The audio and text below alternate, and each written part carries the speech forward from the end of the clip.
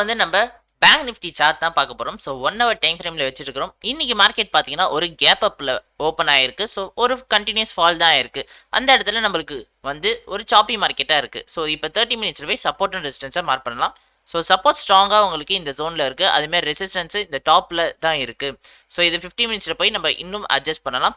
So உங்களுக்கு க்ளீனாக பார்த்தீங்கன்னா உங்களுக்கு இந்த இடத்துல ஒரு கிரீன் அண்ட் ரெட் கேண்டில் கொடுத்து ஒரு ரெசிஸ்டன்ஸ் ஃபார்மேஷன் நடக்குது. அதுமாதிரி சப்போர்ட்டு இங்கே ஸ்ட்ராங்காக இருக்குது. ஒன்ஸ் மார்க்கெட்டு 35,800 பிரேக் அவுட் பண்ணிச்சுன்னா ஃபர்தராக உங்களுக்கு 35,950 வரைக்கும் போகிறதுக்கான பாசிபிலிட்டிஸ் அதிகமாக இருக்குது.